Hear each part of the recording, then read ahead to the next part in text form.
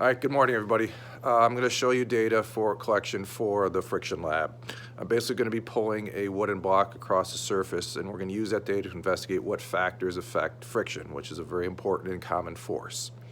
It's a pretty straightforward lab. You're going to do all your graphing on a graphing calculator. You're going to put multiple plots on the same graph. Just read the instructions very carefully. So in the next clip, I'm going to show you what the equipment is and then start gathering data. So we'll try to do it in one take.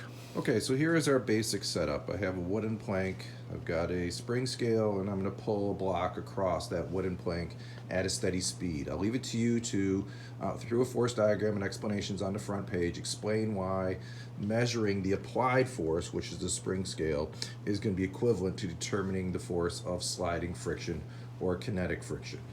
And if you're not quite sure what I mean by that, when I am pulling this across here, what is opposing me is kinetic friction because the fact the block is moving.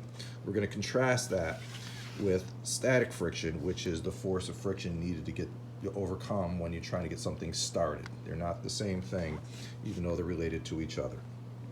So there's two sides to the block. There's the sandpaper side, and then there's just a wooden side. So we're going to test two different textures and look at how the normal force acting on the block affects the force of friction. So we're going to change the normal force by adding more weight to the block, by adding these onto it. I'll leave it to you again to explain why knowing the weight of the block plus masses is equivalent to the normal force, but ultimately it's the normal force that we're looking at. So I'm going to alternate to do two things at once. I'm going to put a mass on here, pull it with the wooden side, flip it over on the sandpaper side, then I'm going to change weights. And then I'm going to go sandpaper first, then wooden, and then I'm going to kind of zigzag back and forth. In terms of the normal force, what I'm going to do is I'm just going to give you the weight of the block. You make sure you add that every time I put a new mass on there, and then I'm just going to give you what the weights of the masses are. Hopefully that'll make sense. Okay, so let's get started. I'm going to choose a place to do all my measurements, which can be right here. Our first weight is going to be, or first mass we're going to put on here is a 200 grams. So before I start testing the friction, let's get the overall weight there for the normal force. So let's look at the block itself. Get that into focus. All right, so let's see if I can get that centered. There is the weight of the block, between 2 and 3 newtons. To that, for our first test on the wooden side, we're going to add 200 grams.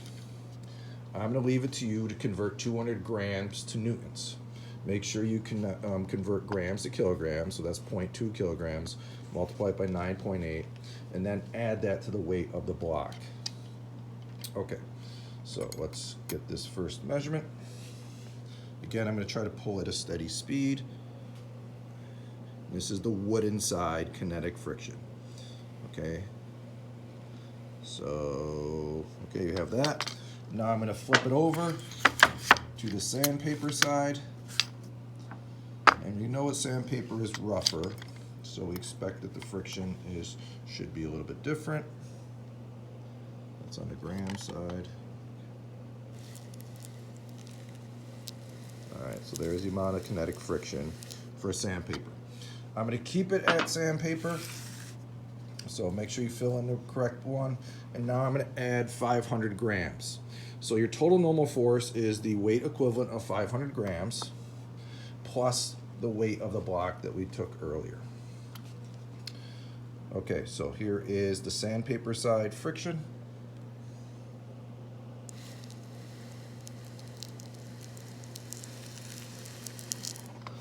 All right, now I'm going to flip it over to the wooden side for the same 500 grams. Whoops. Okay. And that should be more than, let me just hit a rough spot. Okay, so should be more than the other wooden side, but less than the sandpaper side. Okay, the next mass we're going to do is the equivalent of 700 grams. So convert that to newtons, add the mass or the weight of the block. We're going to do the wooden side first. It's not a big change in mass, so we don't expect a big change in friction. Hopefully a measurable change. Okay, flip over, sandpaper side, same amount of weight or normal force.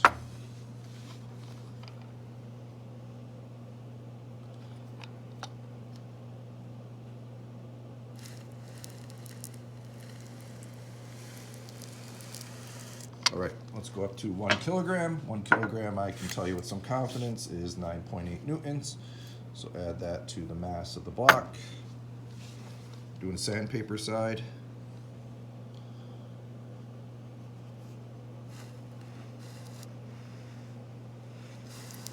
So I'm running into the problem that there's less friction between the board and the table and the board and the block here. So I'm going to have to get a little problem. So let's try that again. So this is for 1 kilogram. This is sandpaper side. Now let's flip it over and do the wooden side.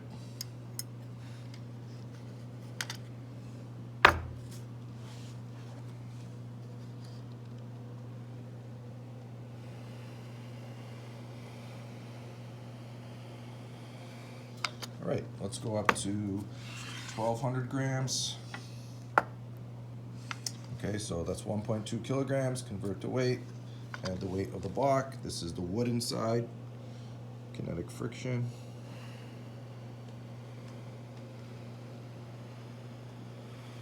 And we're gonna flip over to the sandpaper side.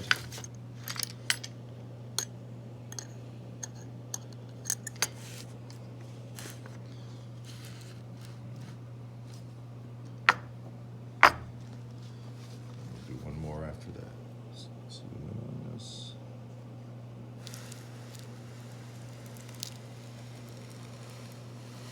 Okay, and the last test we'll do is 1,500 grams or 1.5 kg.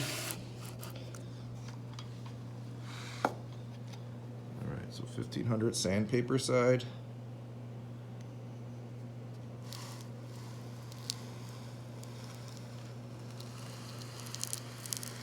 Okay, and then we'll go to the wooden side.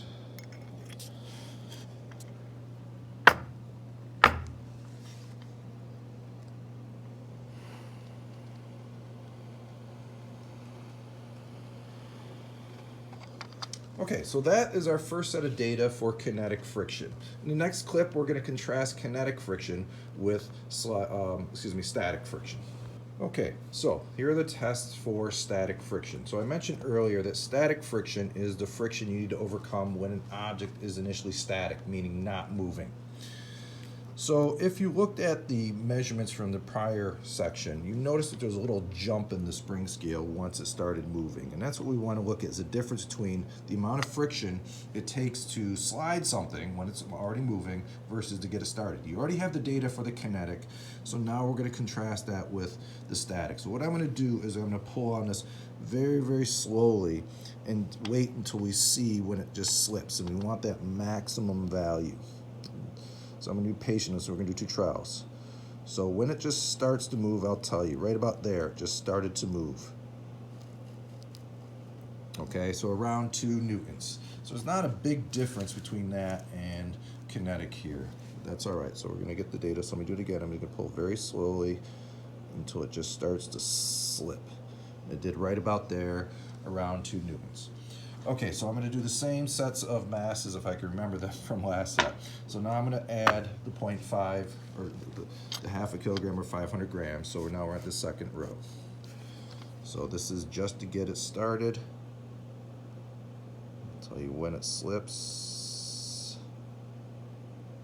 Right there, right around 3.4 newtons. So let me do it again, because it's not always consistent. This is a little bit flaky. Real slow until it slips. That one is around 3.2. Okay, let's go to 700 grams, or the third row.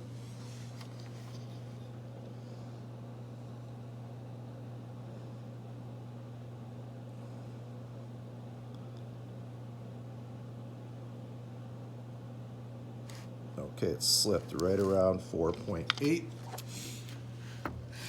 And I'm always doing this from the same spot so I get a consistent surface. That's important on this.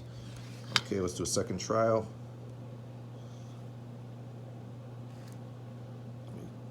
Getting a little too fast there.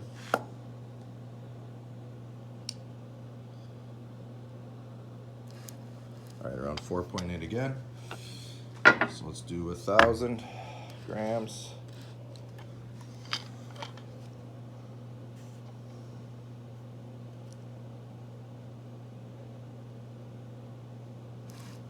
All right, about 5.6.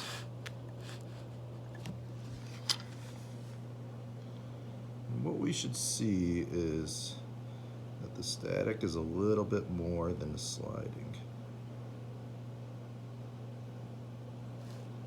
Okay, so it drops. So it's about 5.6, 5.4. All right, here is the 1,200 grams.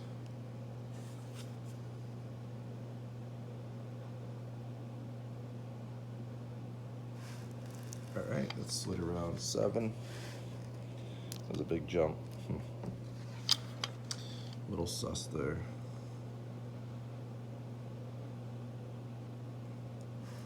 Alright, that was more like 6.5. And then the last one, 1,500 grams.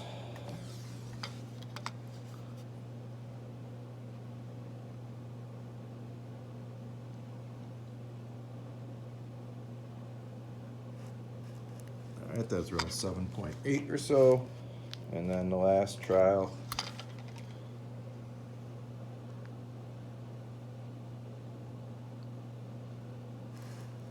All right, around 8 again. Okay, so that concludes the data gathering portion of the lab.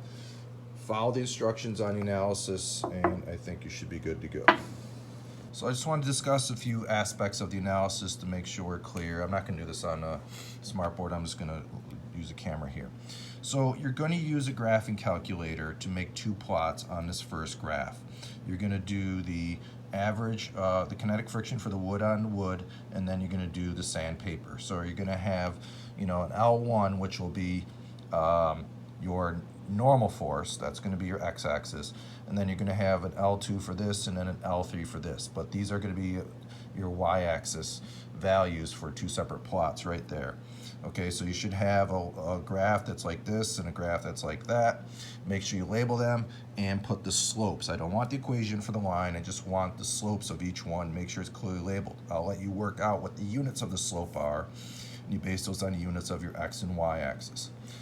Then for the second set of graphs, okay, you're going to look at your sliding friction or kinetic friction versus your static friction.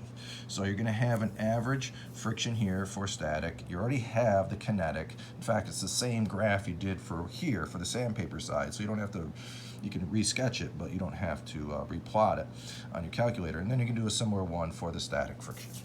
After that, you're just basically going to allow those graphs to answer these questions. You're going to make an equation. Read this part very carefully, okay? You should be able to interpret it so you can use your equation, make some predictions, and then do some general explanations.